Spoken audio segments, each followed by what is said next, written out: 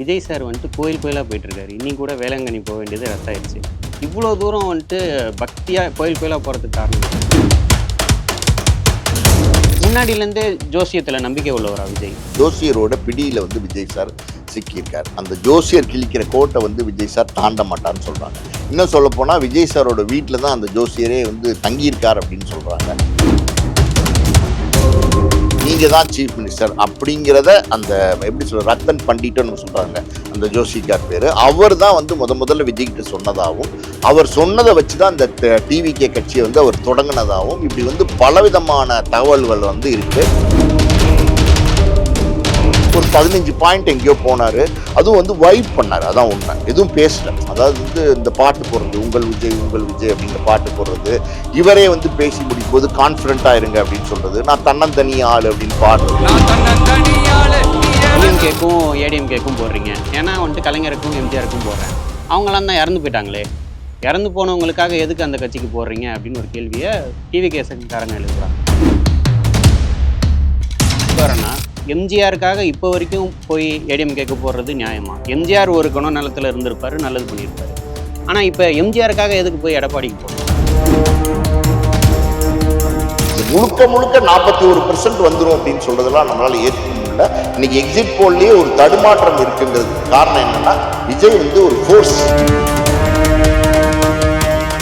Movie world media Tamil நேயர்களுக்கு வணக்கம். இன்னைக்கு நம்மளோட Oscar movie producer and cinema விமர்சகரான பாலாஜி பிரபு தான் இருக்காங்க. வணக்கம். விஜய் சார் கோயில் கோயிலாக போயிட்டு இருக்காரு. இன்னைக்கு கூட வேளாங்கண்ணி போக வேண்டியது ரத்தாயிருச்சு. இவ்வளோ தூரம் பக்தியாக கோயில் கோயிலாக போகிறதுக்கு காரணம் என்ன சார்? பயமா? இல்லை, பயமா அப்படின்னா பயம் இல்லாமல் இருக்காது. என்னன்னா, இப்போ விஜய் சார் சமீபத்தில் பார்த்தீங்கன்னா ஒரு ஜோசியரோட பிடியில் விஜய் சார் சிக்கியிருக்கார். அந்த ஜோசியர் கிழிக்கிற கோட்டை விஜய் சார் தாண்ட மாட்டார்னு சொல்கிறாங்க. இன்னும் சொல்ல போனால் விஜய் சாரோட வீட்டில் தான் அந்த ஜோசியரே தங்கியிருக்கார் அப்படின்னு சொல்கிறாங்க. ஸோ இதெல்லாம் ஒரு அதிர்ச்சியான தகவலாக இருக்குது.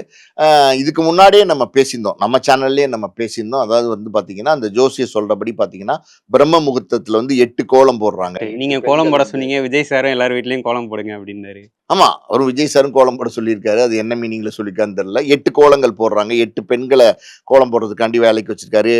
பசு மாடுகள் விஜய் வீட்டில் இருக்கு. இந்த மாதிரியான விஷயங்கள் நம்ம ஆரம்பத்திலே பேசியிருந்தோம்.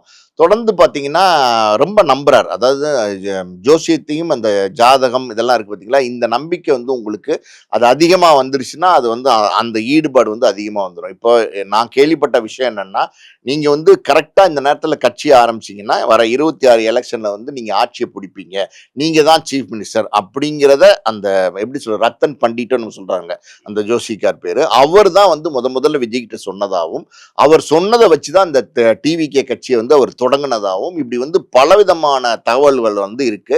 ஸோ அப்படி அவர் சொன்னபடி என்னென்ன அவர் சொல்றாரோ அதை விஜய் தவிர்க்காம செஞ்சிட்டு இருக்கிறாரு. இதுக்கு நடுவில் பார்த்தீங்கன்னா இந்த கரூர் சம்பவம் அது அதுதான் சார் கேட்கலான்னு வந்தேன். ஒரு தலைவர் ஜோசியத்தில் இவ்வளோ மூழ்கி இருக்கிறது நல்லது இல்லைல்ல. நான் பார்த்த நியூஸ் என்னன்னா, கரூருக்கு லேட்டாக வந்ததுக்கு காரணமே நல்ல நேரம் பார்த்து தான் அப்படின்னு. அது உண்மையாக இல்லை, அது இருக்கலாம். ஏன்னா பார்த்தீங்கன்னா பல விஷயங்களே அந்த ஜோசிக்கார் சொல்லி தான் விஜய் செய்கிறாரு. ஸோ அந்த நேரத்துக்கு போனால் அது நல்லா இருக்கும் அப்படின்னு அவர் சொன்னாரா என்னன்னு நமக்கு தெரியல. அது நம்ம உறுதிப்படுத்தி சொல்ல முடியாது. நான் சொல்ல வந்தது என்ன அப்படின்னா, இந்த கரூர் சம்பவம் 41 பேர் உயிரிழப்பு இருக்கு பார்த்தீங்களா, இதை விஜய் எதிர்பார்க்கவே இல்லை. அவருடைய அரசியல் வருகைக்கு அப்புறம் இப்படி ஒரு மிகப்பெரிய ஒரு துயரமான சம்பவம் அவருடைய கட்சி கூட்டம் நடக்கிற இடத்துல நடக்கும்னு விஜய் எதிர்பார்க்கவே இல்லை. அது மிகப்பெரிய ஒரு வலியும் வேதனையை விஜய் கொடுத்துருக்கு. அதாவது ஒரு கலக்கத்தை, ஒரு நடுக்கத்தை, ஒரு பதட்டத்தை. அந்த கிட்டத்தட்ட பாத்தீங்கன்னாங்க விஜய் பார்க்க வந்திருக்காங்க, 41 பேர் இறந்துருக்காங்க. அந்த கேரவன்ல விஜய் நின்று பேசிக்கிட்டு இருக்கும் போதே பாத்தீங்கன்னா எல்லாரும் கீழே விழுந்து சாக ஆரம்பிச்சிட்டாங்க. ஸோ அந்த பதட்டமான சூழ்நிலையை விஜய் நேரடியா கண்ணால விஜய் பாக்குறாரு. பார்த்ததுக்கு அப்புறம் பாத்தீங்கன்னா அதை விஜயால மறக்க முடியல. அந்த சம்பவம் விஜய்க்கு பெரிய அழுத்தத்தை கொடுத்துருக்கு. அந்த சம்பவம் விஜய்க்கு மிகப்பெரிய தாக்கத்தை கொடுத்துருக்கு. பல நேரங்கள்ல பாத்தீங்கன்னா இரவு நேரங்கள்ல விஜய் சரியா தூக்கம் இல்லாம திண்டாடுறாரு. திடீர்னு முழிச்சு பாக்குறாரு. அதாவது கெட்ட கனவு கண்டா எந்திரிப்போம்ல, டக்குன்னு எந்திரிப்போம், அப்புறம் பார்த்தாதான் நமக்கு தெரியும் கனவுன்னு. அந்த மாதிரி முழிச்சு பாக்குறாரு, பதட்டத்துல இருக்காரு அப்படின்னு சொல்றாங்க. ஸோ அதெல்லாம் சரியாகணும். இவர் ஆட்சி அமைக்கணும். இதுக்கு வந்து பலவிதமான பரிகாரங்கள் பொதுவாகவே இந்த ஜோசியக்காரர்கிட்ட நீங்க போனீங்கன்னா, இப்ப செவ்வாய் தோஷம் இருக்குன்னு வச்சுக்கோங்களேன். நீங்க வந்து இந்த சனி பகவானுக்கு போய் டெய்லி வந்து ஒரு ஒரு 9 வாரம் தொடர்ந்து உப்பு போடணும், விளக்கேத்தி வைக்கணும். இந்த மாரி சொல்லுவாங்க. இன்னொரு பக்கம் பார்த்தீங்கன்னா, திருநள்ளாறுக்கு நீங்க வந்து பார்த்தீங்கன்னா, போயிட்டு சாமி கும்பிட்டுட்டு வரணும். குளிச்சுட்டு அப்படியே அந்த ஈரத்தலையோட வந்து நீங்க சாமி கும்பிடணும். இப்படி உள்ள பலவிதமான பரிகாரங்கள் இருக்கு. ஒவ்வொரு தோஷத்துக்கும் ஒவ்வொரு விதமான பரிகாரம் இருக்கு. ஸோ விஜய்க்கு வந்து அந்த 41 பேர் மரணம். அது துர்மரணம் தான். அது வந்து பார்த்தீங்கன்னா, அது அது சம்பவமே பார்த்தீங்கன்னா, ஒரு மாரி எதிர்பார்க்காத ஒரு சம்பவம். உண்மையாலுமே ஒரு 41 பேர் இறந்து போறது, ஒரே இடத்துல இறந்து போறது, ஒரு ஒரு கூட்டத்துல இறந்து போறதுங்கிறது ஒரு துயரமான சம்பவம். இந்திய அளவிலேயே அது ஒரு துயரமான சம்பவம்ன்னும் போது, அதெல்லாம் விஜயால வந்து கடந்து போ முடியல. மரணம் அப்படின்னும் போது அது கடக்கிறது கொஞ்சம் கஷ்டம். இப்படி வந்து 41 பேருன்னும் போது, கண்ணுக்கு முன்னாடியே இறந்து போயிருக்காங்கன்னும் போது, அதெல்லாம் வந்து ரொம்ப பெரிய வலியை குடுத்திருக்கு. ஸோ அது அப்புறம் பார்த்தீங்கன்னா, இந்த வரப்போற எலக்ஷன்ல வந்து ஒரு பெரிய ஒரு வரவேற்பு வந்து விஜய்க்கு இருக்கு அப்படிங்கிற மாதிரி ஒரு ஒரு கருத்து இருக்கு, பரவலா இருக்கு. அவர் வந்து பாத்தீங்கன்னா ஒரு 20ல இருந்து 25% ஓட்டு வாங்குவாரு. சென்னையில எல்லாம் பாத்தீங்கன்னா பல சென்னையிலே 2வது இடத்துல இருப்பாரு. தமிழ்நாட்டுல பல இடங்கள்ல வந்து 3வது இடத்துலயும் 2வது இடத்துலயும் இருப்பாரு அப்படிங்கிற மாதிரியான டாக் எல்லாம் விஜய்க்கு இருக்கு. இதெல்லாம் ஒரு பெரிய ஒரு எதிர்பாராத திருப்பம். இது இப்ப விஜயே எதிர்பார்க்கல தான் சொல்லப்போனா உண்மை. விஜய் எப்படின்னா கட்சி ஆரம்பிச்சிட்டாரு, வந்தாரு, அதுக்கான உழைப்பை போட்டாரா அப்படின்னா உழைப்பை போடல. தேர்தல் நேரத்திலேயாவது வந்து பாத்தீங்கன்னா ஒரு 234 தொகுதி இருக்கு, அதுக்கு பிரச்சாரத்துக்கு போனாரா, டெய்லி போனாரா, காலையில இருந்து சாயந்தரம் வரைக்கும் உழைச்சாரா அப்படின்னா அதுவும் பண்ணல. சரி 38 மாவட்டத்துக்காவது போய் வந்து ஒவ்வொரு இடத்துல ஒரு பாயிண்ட்ல வந்து பேசி எல்லா வேட்பாளர்களையும் அந்தந்த மாவட்டத்து வேட்பாளர்களை வந்து ஒன்னா நிக்க வச்சு அவங்கள வந்து அறிமுகப்படுத்தி பண்ணாரா அப்படின்னா அதுவும் வந்து விஜய் பண்ணல. விஜய் என்ன பண்ணார் அப்படின்னா, அதிகபட்சம் இந்த ஒரு கொடுக்கப்பட்ட இந்த ஒரு மாசம் பிரச்சார காலகட்டத்துக்குள்ள ஒரு 15 பாயிண்ட் எங்கேயோ போனாரு. அதுவும் வந்து வைப் பண்ணாரு. அதான் உண்மை. எதுவும் பேசல. அதாவது வந்து இந்த பாட்டு போடுறது, உங்கள் விஜய் அப்படிங்கிற பாட்டு போடுறது, இவரே வந்து பேசி முடிக்கும் போது கான்பிடண்டா இருங்க அப்படின்னு சொல்றது, நான் தன்னந்தனி ஆள் அப்படின்னு பாடுறது, இந்த மாதிரி வைப் தான் பண்ணாரே தவிர விஜய் வந்து பெருசா ஒண்ணுமே வந்து செய்யல. அதுக்கப்புறம் விஜய் சொன்னது என்னன்னா, டிஎம்கே தீய சக்தி, டிவிக்கே தூய சக்தி, இது மட்டும் தான் விஜய் பேசினார். வேற என்னங்க பேசினாரு? ஒன்றும் பேசல. மக்களுக்கு தேவையான விஷயங்களை ஏதாவது விஜய் செஞ்சாரா அப்படின்னா கிடையாது. விஜய் போற இடத்துல எல்லாம் பாத்தீங்கன்னா அந்த தர்பூசணி பழத்தை தூக்கி போடுறது, பலாப்பழத்தை தூக்கி போடுறது, கூல்ட்ரிங்க்ஸ் பாட்டில் வரவேற்பு அதிகமா தான் இருந்துச்சு. அது இருக்கதாங்க செய்யும். அது வந்து ஒரு நடிகனுக்கான வரவேற்புங்க. நடிகன் நீங்க ஒரு விஷயத்த நீங்க புரிஞ்சுக்கணும். ரஜினிகாந்த் வந்து நடு ரோட்ல நடந்து போக முடியுமா? நடந்து போனா விடுவாங்களா? கூட்டம் வருமா வராதா? அஜித் போனா விடுவாங்களா? அஜித் போறாரு இப்ப. ஒன்னும் இல்ல, ஒரு பப்ளிக் பிளேஸ் மவுண்ட் ரோட் வராரு. மவுண்ட் ரோட்ல ஏதோ ஒரு காம்ப்ளெக்ஸ் ஒரு மாலுக்கு வராரு அஜித். அந்த மால்ல கூட்டம் கூடாதா? அந்த மால்ல மக்கள் வந்து அஜித் வந்திருக்காருன்னு தெரிஞ்சு கொஞ்ச நேரத்திலே பாத்தீங்கன்னா பரபரப்பாகி வந்து பெரிய கூட்டம் வந்து கூடாதா? ஸோ இதெல்லாம் வந்து எப்படின்னா நடிகர்களுக்காண்டி உள்ள கவர்ச்சி. பிரபல நடிகருக்கு ஒரு கவர்ச்சி இருக்கத்தான் செய்யும். பிரபல நடிகர் மேல ஒரு பெரிய எதிர்பார்ப்பு, அவர் பார்க்கணும்னு ஒரு ஆசை. எல்லாருமே எப்படின்னாங்க, ஒரு விஜய் மாதிரி ஒரு ஸ்டாரை நேர்ல பாக்குறதுக்கு ஒரு பெரிய பிரமிப்பா பார்க்கறதுக்காக இருக்கும். வராங்க, அது புரியுது சார். எலெக்ஷன் அன்னைக்கு நீங்க பார்த்தீங்க அப்படின்னா, எல்லா பூத்துலயுமே வந்துட்டு பசங்க ஒயிட் ஷர்ட்டு, பெய்ஜ் பேண்ட்லாம் போட்டு போயிட்டு, அங்க விஜய் இருக்க மாட்டாரு. ஆனா வந்துட்டு ஏன் அந்த அளவுக்கு ஒரு பண்ணணும்? நிச்சயமா அதான் நீங்க சொல்றீங்கல்ல, அது குறிப்பா வந்து பாத்தீங்கன்னா இந்த 18ல இருந்து ஒரு 30 வயசு வரைக்கும், அது 29 வயசு வரைக்கும் உள்ள இளைஞர்கள் பெருசா வந்து விஜயை விரும்புறாங்க, பெருசா வந்து விஜய் நம்புறாங்க. அந்த அந்த அந்த 18ல இருந்து 29 வயசு வரைக்கிற இருக்கிற இளைஞர்களுக்கு பெருசா அரசியல் புரிதல் இருக்குமா அப்படின்னா நிச்சயமா இருக்கிறதுக்கு வாய்ப்பு இல்லை. ஏன் அப்படின்னா அவங்க இந்த வாழ்க்கையின் தொடக்க கட்டத்துல இருக்காங்க. இந்த 18 வயசு பையனும் என்ன பண்ணுவான்? 18 வயசு பையன் காலேஜ் கோயிங்கா இருப்பான். 22 வயசு வரைக்கும் காலேஜ் படிப்பான். அப்புறம் 24 வயசு வரைக்கும் ஹையர் ஸ்டடீஸ் படிப்பான். ஸோ இந்த 29 வயசு வரைக்கும் நீங்க எடுத்துக்கிட்டீங்கன்னா கூட வேலைக்கு போக ஆரம்பிச்சிருப்பான், கல்யாணம் பண்ணியிருப்பான், பண்ணாமலும் இருப்பான். இந்த வயசுக்குள்ள எல்லாம் 28 வயசுல எல்லாரும் கல்யாணம் பண்ணியிருப்பாங்கன்னு சொல்ல முடியாது. ஸோ ஒரு பேர்டன் வந்து தாங்கி ஒரு குடும்ப சுமை வந்து விழுகாத ஒரு வயசு அது. அப்படி இருக்கும்போது அந்த வயசுல வந்து பாத்தீங்கன்னா அவங்க வந்து ஒரு கேஷுவலா, ஒரு ரிலாக்ஸ்டா, ஒரு பொறுப்பின்மையா இருக்கக்கூடிய வயசுனால அவங்க என்னன்னா சரி நம்ம தலைவர் விஜய் அப்படின்றதுனால அவங்க ஓட்டு போடணும்னு நினைக்கிறாங்க. அவங்க பிடிச்சிருக்கு, விஜய் பிடிச்சிருக்கு, விஜய் வந்து லைக் பண்றாங்க, லவ் பண்றாங்க. நீங்க பாத்தீங்கன்னா விஜய் வந்து அந்த அளவுக்கு காதலிக்கிறாங்க, எல்லாருமே விரும்புறாங்க. ஸோ அதனால வந்து நம்ம தலைவருக்கு போடணும். இப்ப ரஜினிகாந்துக்கு ஒரு ஃபேன் ஃபாலோவர்ஸ் இப்ப இருந்திருக்குங்க. நான் வந்துட்டு ஆன்லைன்ல ஒரு விஷயம் பார்த்தேன் சார். என்ன அப்படின்னா, டிவிகே தொண்டர்கள தற்குறிங்க அப்படின்னு சொல்றாங்க. ஏன்னா அவங்களுக்கு பொறுப்பு இல்ல, இன்னும் அவங்க வளரல, சின்ன பசங்களா இருக்காங்க அப்படின்னு. இன்னும் ஒருத்தர் என்ன கேட்டிருந்தாருன்னா, ஏன் வந்துட்டு நீங்க டிஎம்கேக்கும், நான் பேரே சொல்றேன், டிஎம்கேக்கும் ஏடிஎம்கேக்கும் போடுறீங்க? ஏன்னா வந்துட்டு கலைஞருக்கும் எம்ஜிஆருக்கும் போடுறேன். அவங்கலாம் தான் இறந்து போயிட்டாங்களே. இறந்து போனவங்களுக்காக எதுக்கு அந்த கட்சிக்கு போடுறீங்க அப்படின்னு ஒரு கேள்வியை டிவி கேசன்காரங்க எழுப்புறாங்க. அது பத்தி என்ன சார் நினைக்கிறீங்க? இல்ல இறந்து போனவங்களுக்கு ஏன் அந்த கட்சிக்கு போறீங்கன்னா, ஒரு காலத்துல வந்து எப்படி சொல்றது? அண்ணா வந்து கட்சிய வழிநடத்திட்டு இருந்தாரு. அண்ணா அண்ணா இறந்ததுக்கப்புறம் கலைஞர் போட தானே செஞ்சாங்க. கலைஞர் இல்லைன்னா ஸ்டாலின் போட தானே செஞ்சாங்க. ஸ்டாலின் வந்து 3 எலக்ஷனா வந்து தொடர்ந்து வெற்றி அடைஞ்சுட்டு தானே இருக்காரு. இப்ப வந்து எம்ஜிஆர் ஆரம்பிச்சாரு ஏடிஎம்கேவ. எம்ஜிஆர் இருந்த வரைக்கும் எம்ஜிஆருக்கு செல்வாக்கு இருந்துச்சு. எம்ஜிஆர் இறந்ததுக்கப்புறம் ஜெயலலிதா அம்மையார் வந்து அந்த கட்சி தலைமைக்கு வந்து தொடர்ந்து ஜெயலலிதா அம்மையார் வந்து சீஃப் மினிஸ்டர் 2, 3 தடவ இருக்க தானே செஞ்சாங்க. அதுக்கப்புறம் ஜெயலலிதா அம்மையார் போனதுக்கப்புறம் இன்னைக்கு எடப்பாடிக்கு ஓட்டு போட தானே செய்றாங்க. ஏடிஎம்கே இன்னைக்கு ஒண்ணுமே இல்லாம போயிரலையே. சென்ற இடத்துல எலெக்ஷன்ல கூட பாத்தீங்கன்னா, அவங்க வந்து கணிசமான சீட்டு வாங்கி எதிர்க்கட்சி தலைவரா இன்னைக்கு இருக்கார்ல எடப்பாடி. இன்னைக்கு மறுபடியும் வந்து தேர்தல சந்திக்கிறார்ல. மறுபடியும் இன்னைக்கு என்ன நடக்கும்ன்றது தெரியாது. யாருக்கு ஏடிஎம்கேக்கு போட்டாங்களா, டிஎம்கேக்கு போட்டாங்களா, டிவிகேக்கு போட்டாங்களா யாருக்கும் தெரியாது. பிரெடிக்ட் பண்ண முடியாது. ஆனா இன்னைக்கும் அந்த கட்சி இருந்துட்டு தானே இருக்கு. ஒருத்தர் இறந்துட்டாங்கன்னு வச்சுங்களேன். ஒருத்தர் இறந்துட்டாங்க. அப்ப அடுத்து அந்த கட்சியை வந்து அப்படியே மூடிடுவாங்களா? அந்த கட்சி அப்படியே வந்து நிறுத்தி வச்சிருவாங்களா? அப்படி கிடையாது. நான் அடுத்தடுத்த என்ன தலைமை கேட்க வரதானே வரேன்னா நான் செய்வாங்க. என்ன கேட்க வரேன்னா, எம்ஜிஆருக்காக இப்போ வரைக்கும் போய் ஏடிஎம்கேக்கு போடுறது நியாயமா? எம்ஜிஆர் ஒரு குணநலத்துல இருந்திருப்பாரு, நல்லது பண்ணியிருப்பாரு. எடப்பாடி வந்துட்டு பண்றாரு. ஒரு சில விஷயம் நல்லா தான் பண்ணியிருந்தாரு. ஆனா இப்ப எம்ஜிஆருக்காக எதுக்கு போய் எடப்பாடிக்கு போடணும்? விசுவாசங்க. விசுவாசம். ஒருத்தர் மேல வந்து உங்களுக்கு வந்து ஒரு பிடிப்பு இருந்துருச்சு, ஒரு அன்பு இருந்துருச்சுன்னா விசுவாசம். நீங்க சொல்ற பாயிண்ட்டுக்கே நான் வரேன். எம்ஜிஆருக்காண்டி ஓட்டு போடுறாங்கன்னு சொல்றீங்கல்ல, அந்த எம்ஜிஆருக்காண்டி ஓட்டு போடுற குரூப் எத்தனை பேர் இருப்பாங்க? எனக்கு தெரிஞ்சு எம்ஜிஆர் சீஃப் மினிஸ்டர் இருந்த காலத்துல ஓட்டு போடக்கூடிய ஒரு வயசுல இருந்தவங்க இன்னைக்கு 60, 65 வயசை கடந்திருப்பாங்க. இல்ல 60 வயசாவது இருப்பாங்க. அப்படி இருக்கும்போது எல்லாருமே எம்ஜிஆருக்காண்டி ஓட்டு போடுறாங்கன்னு நம்ம சொல்ல முடியாது. அடுத்த தலைமை பிடிச்சிருந்ததுங்க. ஜெயலலிதா தலைமை பிடிச்சிருந்தது. எம்ஜிஆர் வந்து அந்த கட்சியை தொடங்கினவரா இருந்தாரு. அதை நடத்த ஆரம்பிச்சவரா இருந்தாரு. இருந்தாலும் ஜெயலலிதாவுடைய தலைமை பிடிச்சிருந்ததுனால தான் தொடர்ந்து ஜெயலலிதாவை 2, 3 தடவை சீஃப் மினிஸ்டர் ஆக்குனாங்க. அதே மாதிரி இன்னைக்கு எடப்பாடி வந்து தலைவரா இருக்காரு.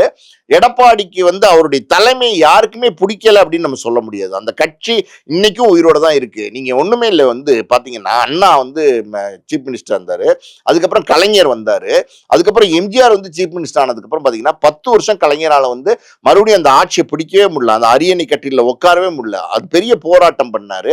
அதுக்கப்புறம் பாத்தீங்கன்னா அவர் வந்து மறுபடியும் வந்து எம்ஜிஆர் மறைவுக்கு அப்புறம் பாத்தீங்கன்னா ஜெயலலிதா கலைஞர் ஜெயலலிதா கலைஞர் போட்டு வந்தாங்க. அப்படின்னா பிடிச்சிருந்தா எப்பவுமே போடுவாங்க. ஒரு சரியான ஒரு கட்சி வழி நடத்துறாங்க, ஒரு தலைமை சரியா இருக்கு அப்படின்னா நிச்சயமா வந்து அந்த ஆதரவு வந்து எப்பவுமே இருக்கும். இப்ப அதுக்கப்புறம் வந்து ஸ்டாலினை வந்து ஒரு நல்ல தலைவரா பாக்குறாங்க. டிஎம்கேல வந்து அவருக்கு ஒரு நல்ல தலைமை இருக்கு. நீங்க 5 வருஷம் எடுத்துக்கிட்டீங்கன்னு வச்சுங்களேன்.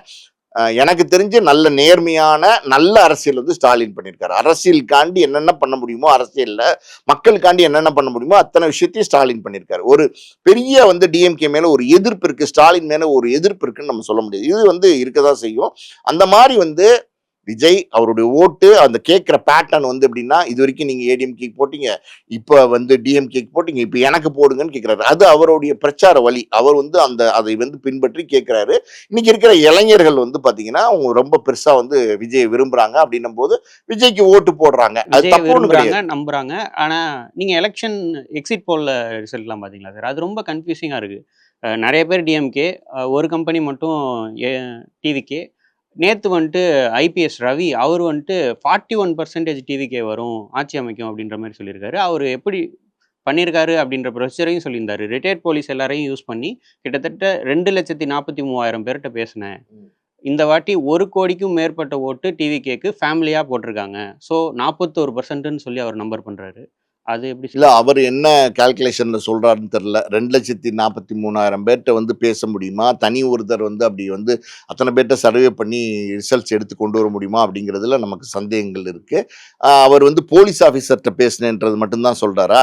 அப்படி இருக்கும்போது போலீஸ் ஆஃபீஸர்ஸ் மட்டுமே ஒரு கேட்டகரியை மட்டுமே நம்ம எடுத்துட்டு எப்பவுமே வந்து இது பண்ண முடியாது. நம்ம வந்து இந்த மாதிரி வந்து எக்ஸிட் போலோ இல்ல இந்த மாதிரியான விஷயங்களை வந்து நம்ம சொல்லணும் அப்படின்னா ஆக்சுவலா அவரு சொல்ல வர்றது என்ன அப்படின்னா, ரிட்டயர்ட் ஆன போலீஸ் ஆஃபீசர்ஸ் ஒவ்வொரு மாவட்டத்துக்கும் வச்சு, அவங்கள போய் 100 பேர்ட்ட பேச வச்சேன் அப்படின்னு சொல்லி அவர் வீடியோல சொல்லியிருக்காரு. அப்படி பார்த்தா அது மத்த எக்ஸிட் போல் இது சர்வேவோட வந்து இது தம்பி பெருசு. இதெல்லாம் வந்து எந்த அளவுக்கு சரியா வந்திருக்கும்னு நமக்கு தெரியாது. இப்போ ரிட்டையர் ஆன போலீஸ் ஆஃபீஸர்ஸ் இவர் வந்து ஒரு அசைன்மெண்ட் கொடுத்து அந்த அசைன்மெண்ட்டுக்காண்டி போய் கேட்குறாங்கன்னு வச்சுங்களேன். அவங்க வந்து அதை வந்து சரியா செஞ்சிருப்பாங்களா அப்படிங்கிற கேள்விகள்லாம் நமக்கு இருக்கு. இப்போ இந்த எக்ஸிட் போல்லே நம்ம வந்து முழுக்க முழுக்க தவறுன்னு நம்ம சொல்ல வரல. ஆனா அது எப்படி சரியா வரும் 41% அப்படிங்கிறது ரொம்ப எப்படி சொல்றது, இதுவரைக்கும் முதல் தடவையா வந்து ஒரு அரசியல்ல தேர்தலை சந்திக்கிற முதல் தடவையா ஒரு கட்சி அந்த கட்சி 41% வந்து எடுத்ததே இல்லை ஓட்டு. அதான் உண்மை. எம்ஜிஆரே வந்தப்ப கூட பார்த்தீங்கன்னா 41% எடுக்கல. அப்படி இருக்கும்போது இப்போ இன்னைக்கு வந்திருக்கிற எக்ஸிட் போல்ஸ் எல்லாம் பாருங்களேன், ஒரு 4 பேர் வந்து டிஎம்கே சொல்றாங்க, 2 பேர் வந்து ஏடிஎம்கே சொல்றாங்க, ஒருத்தர் வந்து பார்த்தீங்கன்னா டிவிகே சொல்றாங்க. ஸோ இதுலயே வந்து நிறைய கன்ஃபியூஷன்ஸ் இருக்கு. இன்னைக்கு ரொம்ப வெளிப்படையா சொல்ல போனா விஜய் அவர் அரசியலுக்கு வந்தப்ப அவர் வந்து பெரிய மாற்றத்தை உண்டு பண்ணுவார் அப்படின்னு யாரும் பெருசா எதிர்பார்க்கல. அவருக்கு இவ்வளவு பெரிய தாக்கம் இருக்கு. நீங்க சொன்ன மாதிரி பாத்தீங்கன்னா ஒரே ட்ரெஸ் கோட்ல எல்லாம் இளைஞர்கள் வந்து ஓட்டு போடுவாங்க, இந்த எலெக்ஷன்ல வந்து இவ்வளவு வரவேற்பு இருக்கும் அப்படிங்கிறத டிஎம்கேவும் கணிக்கல, ஏடிஎம்கேவும் கணிக்கல, மற்ற கட்சிகளும் யாருமே கணிக்கல. ஸோ நிச்சயமா ஒரு ஒரு பெரிய தாக்கத்தை ஏற்படுத்தியிருக்காரு அப்படிங்கிறது உண்மை. நிச்சயமா பார்த்தீங்கன்னா ஒரு ஓட்டு அது ஒரு பெர்சன்டேஜ்னு பார்த்தீங்கன்னா ஒரு 20லேருந்து 25% கூட வந்து விஜய்க்கு விழுந்திருக்கும் அப்படின்னு சொல்றாங்க. ஆனால் வெற்றி அடையணும் அப்படின்னா 35லேருந்து 40% வேணுங்கிறாங்க. ஸோ வந்து ஒரு எதிர்க்கட்சி தலைவராக வரணும்னா கூட 30லேருந்து 35% வேணும் அப்படின்ற சூழல் இருக்கு. ஸோ இப்படி இருக்கும்போது இந்த எக்ஸிட் போல் எல்லாமே கன்ஃபியூஷன் இருக்காங்க. நிறைய பத்திரிகையாளர்கள் இருக்காங்க இல்லையா, அரசியல் புலனாய்வாளர்கள், அரசியல் விமர்சகர்கள்லாம் இருக்காங்க இல்லையா, அவங்களாலே கூட இந்த தேர்தலை சரியா கணிக்க முடியல. எல்லாருமே தடுமாற்றத்தில் தான் இருக்காங்க. எல்லாருமே பார்த்தீங்கன்னா ஒரு ஒரு டிஎம்கே வந்துரும் அப்படிங்கிறாங்க. ஆனா உள்ளுக்குள்ள 1% வந்து டிவிகேக்கு ஒரு ஆப்பர்ச்சுனிட்டி கிடைச்சிருப்போம் அப்படிங்கிற அந்த டவுட் இருந்துகிட்டே தான் இருக்கு. அதே மாதிரி ஏடிஎம்கே வந்துரும் சொல்றவங்க கூட பாருங்களேன், டிவிகே வந்துருமோ அப்படின்னு ஒரு டவுட் வந்து 1% வந்து இருந்துகிட்டே தான் இருக்கு. அதனால முழுக்க வந்து இந்த தேர்தல் இது வந்து ஒரு 4 முனை போட்டின்னு நம்ம எடுத்துக்கலாம். சீமானையும் சேர்த்தீங்கன்னா, இன்னும் சொல்ல போனா சசிகலா ராமதாஸ் எல்லாம் சேர்த்தீங்கன்னா அவங்களுக்குன்னு ஒரு ஓட்டு சதவீதம் இருக்கு. 5 பேர் வந்து இந்த எதிர்க்கா போட்டிக்காரன்றாங்க அப்படின்னு எடுத்துக்கிட்டீங்கன்னா, ஸோ இதுல எப்படி ஓட்டு பிரியும்? வெறும் டிவிகேக்கு மட்டும்தான் ஓட்டு விழுகுமா? டிஎம்கே குழுகாதா? ஏடிஎம்கே குழுகாதா? நாம் தமிழர் கட்சி குழுகாதா? விடுதலை சிறுத்தைகள் கட்சி குழுகாதா? சசிகலா கட்சி குழுகாதா? இது மாதிரி பாஜக குழுகாதா? காங்கிரஸ் குழுகாதா? ஸோ பல பேர் இந்த களத்துக்குள்ள இருக்காங்க. கூட்டணி அப்படின்னும் போது பல பேர் இந்த களத்துக்குள்ள இருக்காங்கன்னும் போது இது முழுக்க 41% வந்துடும் அப்படின்னு சொல்றதெல்லாம் நம்மளால ஏத்துக்க முடியல. இன்னைக்கு எக்ஸிட் போல்லயே ஒரு தடுமாற்றம் இருக்குங்கிறதுக்கு காரணம் என்னன்னா, விஜய் வந்து ஒரு ஃபோர்ஸ் அது இருக்கு, அது எல்லாருமே ஒத்துக்கிறாங்க. அது என்னவா இருக்க போகுதுங்கிறது 4ஆம் தேதி 12:30 மணிக்கு தான் முழுக்க வந்து யாராலையும் சொல்ல முடியுமே தவிர, ஒரு திட்டத்துக்கு ரிசல்ட்ஸ் அவுட் ஆனாதான் சொல்ல முடியுங்கிற அளவுக்கு இன்னைக்கு வந்து தமிழ்நாட்டினுடைய தேர்தல் முடிவுகள் வந்து ரொம்ப வித்தியாசமா இருக்கும் அப்படின்னு சொல்றாங்க. இப்ப எனக்கு உங்கள்கிட்ட கேட்க வேண்டிய முக்கியமான கேள்வி என்னன்னா, இது இமேஜினரி தான். விஜய் ஜெயிச்சிட்டாரு. டிஎம்கேவோ ஏடிஎம்கேவோ ஜெயிச்சா எப்படி இருக்கும் அப்படின்றது நம்ம எல்லாருக்குமே தெரியும். நீங்க விஜய் கூட ஒர்க் பண்ணியிருக்கீங்க, ஒரு படம் ப்ரொடியூஸ் பண்ணியிருக்கீங்க. விஜய்க்கு வந்துட்டு தலைவரான குணங்கள்லாம் இருக்கா? உங்களுக்கு ஏன்னா பர்சனலா தெரியும் அதனால. எனக்கு தெரிஞ்சு தலைமைக்கான குணமே கிடையாது. வெளிப்படையா சொல்லணும்னா தலைமைக்கான குணம் கிடையாது. 2வது அதுக்கு என்ன காரணம்னு சொல்றேன். இந்த கரூர்ல 41 பேர் இறந்தாங்க இல்லையா, அந்த நேரத்துல பாத்தீங்கன்னா அவர் வந்து அந்த இடத்த விட்டே வந்திருக்க கூடாது. அந்த இடத்த விட்டு வந்து வீட்டுக்குள்ள வந்து பூட்டிக்கிட்டு 4-5 நாளா வீட்டை விட்டே வெளியில வரல, எதுவுமே பேசல, மெதுவா ஒரு வீடியோ போடுறார். இது தலைமைக்கான பண்பு கிடையாது. அவரு போன ஒரு கூட்டம் தானே, அவர் கலந்துகிட்ட கூட்டத்துல அவரை பார்க்க வந்த மக்கள் தானே இறந்து போனாங்க. அந்த கரூர்ல இப்படி ஒரு அசம்பாவிதம் அவர் பேசிட்டு இருக்கும் போதே நடந்து போச்சுல்ல, அவருக்கு அங்கே கண்கூட அவர் பாக்குறாருல, அவர் தெரியும்ல. அப்படி இருக்கும்போது அந்த பூமியை விட்டு அவர் வந்திருக்க கூடாது. நான் என்ன ஆனாலும் பரவாயில்ல, என் உயிருக்கே ஆபத்தானாலும் பரவாயில்ல, நான் இங்கிருந்து நகர மாட்டேன்னு சொல்லியிருந்தாருன்னா, உறுதியா இருந்திருந்தாருன்னா, அந்த இடத்துல அவருடைய உறுதி இருக்கு பார்த்தீங்களா, அது இன்னைக்கு சீஃப் மினிஸ்டரா உட்கார வச்சிருக்கோம் அவரை. அந்த மாதிரி ஒரு தலைமை வந்து விஜய்க்கு ஒரு தைரியமான தலைமை. நீங்க வந்து பாத்தீங்கன்னா கலைஞர் கருணாநிதி அவர்களை அரெஸ்ட் பண்ணாங்க ஜெயலலிதா. எந்த வயது மூப்பு காலத்துல அரெஸ்ட் பண்ணாங்க. ஆனா அதை தாண்டி வந்து அவர் அரசியல் பண்ணாரா பண்ணலையா? அதுக்கப்புறம் டிஎம்கே வெற்றி அடைஞ்சிச்சா வெற்றி அடையலையா? அதே மாதிரி வந்து பாத்தீங்கன்னா ஜெயலலிதா வந்து கலைஞர் அரெஸ்ட் பண்ணாரு. அதை தாண்டி வந்து ஜெயலலிதா மேயர் வந்து ஃபைட் பண்ணி வந்து அவங்க அரசியல் நடத்தினாங்களா நடத்தலையா? அந்த ஒரு ஒரு பவர் வந்து விஜய் கிட்ட இருக்கா அப்படின்னா எனக்கு தெரிஞ்சு வந்து இல்லை அப்படிங்கிறது உண்மை. இன்னொரு ஒரு விஷயம் விஜய் பொறுத்த வரைக்கும் அப்படின்னா, விஜய்க்கு இருக்கிற மைனஸ் அப்படின்னா அரசியலே விஜய்க்கு தெரியாதுங்கிறது 100% உண்மை. அரசியல் வந்து அறிவோ புரிதலோ விஜய்க்கு கிடையாது. அதனால வந்து இது ஒரு வேளை வந்து நீங்க சொன்ன மாதிரி அது வாய்ப்புகள் ரொம்ப ரொம்ப கம்மி. ஒரு வேளை நடந்துட்டாலும் அதை ஆட்சி வந்து நடத்துறதுன்னு ஒண்ணு இருக்கு பார்த்தீங்களா, அது எப்படி நடத்துவாங்கங்கிறது மிகப்பெரிய சவாலா இருக்கும். ஏன்னா கூட வந்து யார் இருக்கான்னா ஆதவர்ஜுனா, புஷி ஆனந்த், இப்படி ஒரு சிலர் தான் இருக்காங்க. ஒரு நல்ல பெரிய பண்புள்ள அரசியல் 2ஆம் கட்ட தலைவர்களும் அந்த கட்சியில இல்ல. வழி நடத்துறதுக்கும் ஆட்கள் சரியா இல்ல. அதுல நிறுத்தியிருக்கிற வேட்பாளர்கள் எல்லாம் பாத்தீங்கன்னா பாதிக்கு பாதி வேற கட்சியில இருந்து வந்த வேட்பாளர்கள், ஏடிஎம்கேல இருந்து, டிஎம்கேல இருந்து, எல்லா கட்சியில இருந்து கொண்டு வந்து வேட்பாளர்களை வந்து நிறுத்தி இருக்கிறாங்க. அவங்களுக்கு பெருசா அரசியல் புரிதல் இருக்கா அப்படின்னு தெரியல. சமீபத்துல ஏதோ ஒரு இடத்துல தொகுதியில நிக்கிற ஒரு வேட்பாளர் ஏதோ ஒரு டிபேட் மாதிரி ஏதோ ஒரு இடத்துல கலந்துக்கிறாரு. உங்க கட்சி ஜெயிச்சு நீங்க எம்எல்ஏ வந்தா நீங்க உங்க தொகுதிக்கு என்ன பண்ணுவீங்க அப்படின்னு ஒரு கேள்வி வந்து அந்த நெறியாளர் கேட்கிறார். நிறைய பேர் இருக்காங்க வேட்பாளர்களா இருக்கிறவங்க, வேற வேற கட்சி வேட்பாளர். அப்ப டிவிகே வேட்பாளர் அவரால் பதில் சொல்லணும். நாங்க எங்க இதை நாங்க பண்ணுவோம், அது பண்ணுவோம் அப்படிங்கிறாரு. அவர் அது தவிர்த்து அவரால் பேசவே முடியல. அந்த வீடியோ இருக்கு சோசியல் மீடியால, நீங்க பாத்தீங்களா? அவங்களுக்கு அந்த அளவுக்கு பயிற்சி இல்ல இல்லையே, யாருக்குமே இல்லையே, தலைவருக்கே இல்லையே. அப்புறம் எப்படி இருக்கு வந்து தொண்டர்களுக்கு இருக்கும், அப்படி எப்படி இருக்கும் வந்து ஜெயிச்சு வர எம்எல்ஏஸ்க்கு இருக்கும். ஸோ அரசியல்ங்கிறது சாதாரணம் கிடையாது. அரசியல் அது வேற களம், சினிமாங்கிறது வேற. சினிமா எப்படின்னா, நீங்க விஜய் நடிக்கிறார் அப்படின்னா விஜய்காண்டி பாத்தீங்கன்னா ஒரு 200 பேர் ஒர்க் பண்ணுவாங்க. போஸ்ட் ப்ரொடக்ஷன், ப்ரீ ப்ரொடக்ஷன்ல எல்லாம் அதுல ஒரு 200 பேர் ஒர்க் பண்ணுவாங்க. விஜய் நடிச்சுட்டு கேரவன்ல ஏறி போயிடுவாரு. அதுக்கப்புறம் அந்த படத்தை முழுசா வந்து ரெடி பண்ணி விஜயை வந்து ஹீரோவா ஹைலைட் பண்ணி காட்டுறதுல வந்து 1008 மேஜிக் அதுக்குள்ள உள்ள இருக்கு. ஸோ ஒரு முயற்சியில விஜய் வந்து ஒரு ஹீரோவா வந்து போக்கஸ் ஆகி தெரிவார் மக்களுக்கு. ஆனா இங்க அப்படி இல்ல. இங்க அரசியல்ல நீங்க ஒரு தலைவனா நிக்கணும். நாளைக்கு ஏதாவது பிரச்சனைனா இந்த தலைமை வந்து முடிவெடுக்கணும். அப்படி தலைமை வந்து முடிவெடுக்க கூடிய நிறைய பிரச்சனை வருங்க. ஒரு வெள்ளம் வரும், ஒரு பேரிடு வரும், எத்தனையோ சட்ட ஒழுங்கு பிரச்சனை வரும், எல்லாம் வரும். அந்த நேரத்துல ஒரு தலைமை வந்து என்ன முடிவெடுக்கிறதுன்னு தெரியாம திணறிக்கிட்டு இருந்தா என்ன ஆகும்? அப்படி ஒரு சூழ்நிலையில் தான் விஜய் இருக்கார். வரமாட்டார் அப்படிங்கிறது என்னுடைய கணிப்பு. அப்படி வந்தா அவர் என்ன பண்ணுவாருங்கிறத நம்ம பொறுத்திருந்து தான் பார்க்கணும். அப்படி வந்தாருன்னா அவருடைய சாயம் வெளுத்து போகுங்கிறது என்னுடைய கருத்து. வெயிட் பண்ணி தான் சார் பார்க்கணும். டிவிகே வருதா, டிஎம்கே வருதா அப்படின்னு. எனக்கு ஆனா இது பர்சனலாவே கேட்குறேன். இன்னொரு கொஸ்டின் என்ன அப்படின்னா, முன்னாடியிலேருந்தே ஜோசியத்துல நம்பிக்கை உள்ளவரா விஜய்? ஏன்னா நாங்க வந்துட்டு அவர் எந்த கோயிலுக்கும் போய் பார்த்ததில்ல. ஆனா இப்போ அவ்வளோ கோயிலுக்கு கோயில் கோயிலா சுத்துறாரு. அவரே வந்துட்டு பீஸ்ட் பட இன்டர்வியூல வந்துட்டு ஒன்று சொல்லியிருப்பாரு. கோயிலுக்குலாம் போவீங்களா அப்படின்னா, போவேன், எப்பயாவது போவேன் அப்படின்ற மாதிரி ஒன்று சொல்லுவாரு. ஆனா இப்போ இந்த அளவுக்கு சுத்துறாரு. அவ்வளோ நம்பிக்கை உள்ளவரா? எனக்கு வந்து இந்த ஜோசியத்துல, இந்த ஜாதகத்துல எல்லாம் இவ்வளவு நம்பிக்கை உள்ளவரா, இவ்வளவு ஈடுபாடு உள்ளவரான்றது எனக்கு தெரியாது. ஆனா ஒரு விஷயம் மட்டும் என்னால சொல்ல முடியாது. என்ன அப்படின்னா, வேளாங்கண்ணி இருக்கு இல்லையா, அந்த வேளாங்கண்ணி கோயிலுக்கு வந்து ஒவ்வொரு படம் ரிலீஸ் போது விஜய் போவார். இது நான் எப்படி உறுதியா சொல்றேன் அப்படின்னா, விஷ்ணு படத்தை நாங்க தான் வந்து தயாரிச்சோம். நான் தான் தயாரிப்பாளர். அந்த படம் எஸ்.ஏ. சந்திரசேகர் தான் டைரக்ட் பண்ணாரு. அந்த படம் முழுசா முடிஞ்சு ரிலீஸ்க்கு 2 நாளைக்கு முன்னாடி எஸ்.ஏ. சந்திரசேகர் சார் ஆஃபீஸ்ல இருந்து ஃபோன் வந்துச்சு. சார் ஒரு ஒரு ஒரு ரீல் கொடுங்க, அதாவது வந்து 3வது ரீல் எங்களுக்கு கொடுங்க, நாங்க வந்து வேளாங்கண்ணிக்கு போய் வச்சு சாமி கும்பிட்டுட்டு வரணும்னு கேட்டாங்க. நாங்க கொடுத்தோம். அதை எடுத்துட்டு போய் அவங்க வச்சு சாமி கும்பிட்டு வந்தாங்க. இது நம்பிக்கை, எல்லாருமே இதை செய்வாங்க. இது ஒவ்வொரு படத்துக்கும் விஜய் செய்வார் அப்படின்னு நான் கேள்விப்பட்டேன். இது வரைக்கும் பார்த்தீங்கன்னா எல்லா படத்துக்கும் வேளாங்கண்ணிக்கு போய் அந்த ஒரு ஏதோ படப்பெட்டி, இன்னைக்கு வந்து அந்த ஹார்ட் டிஸ்க் ஏதோ ஒன்று வச்சு ப்ரே பண்ணிட்டு வருவார் அப்படின்றத நான் கேள்விப்பட்டிருக்கேன். எனக்கு தெரியும்.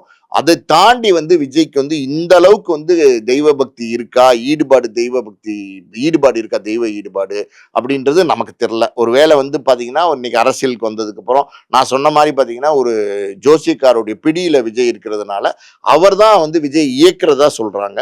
ஸோ அவர் சொல்றதை செய்யணும் அப்படின்னு நினைச்சு விஜய் செய்யறாரா அப்படிங்கிறதும் நமக்கு. ஓகே சார், வெயிட் பண்ணி பார்ப்போம் யார் வெல்றா என்னன்றத. உங்க நேரத்துக்கு நன்றி. நன்றி.